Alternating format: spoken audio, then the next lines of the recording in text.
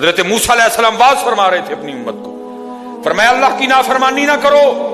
نہیں تو تم پہ فلاں فلاں عذاب اترے گا۔ ایک شخص اٹھ کھڑا ہوا، عرض کرتا ہے اللہ کے نبی علیہ السلام آپ فرما رہے ہیں اگر اللہ کی نافرمانی کرو گے تو فلاں فلاں عذاب آئے گا، میں تو جیسے جیسے نافرمانی کرتا ہوں اس کی نعمتیں مجھ پہ بڑھتی جاتی ہیں، مال بڑا ہے، بڑھ رہا ہے دن بدن، اولاد بڑی ہے، بڑھ رہی ہے دن بدن، تو پھر سزا کاہے کی ہوئی؟ حضرت موسیٰ علیہ السلام کو طور پہ تشریف لے گئے، جا کے اللہ کی بارگاہ میں عرض کی اللہ میں تیری مخلوق کو تیری طرف دعوت دے رہا تھا،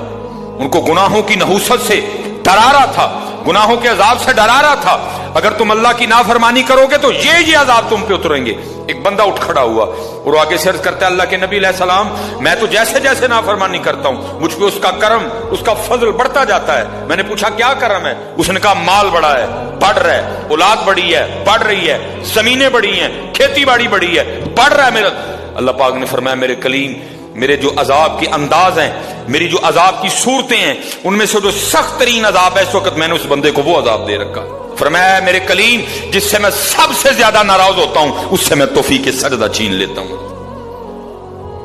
اپنے آئی فون پہ خوش نہ ہو، کسی سوسائٹی میں گھر بنا کے خوش نہ ہو، برانڈ کے کپڑے پہن کے خوش نہ ہو، اصل شانوں والا وہی ہے جس کو توفیق سجدہ ہے۔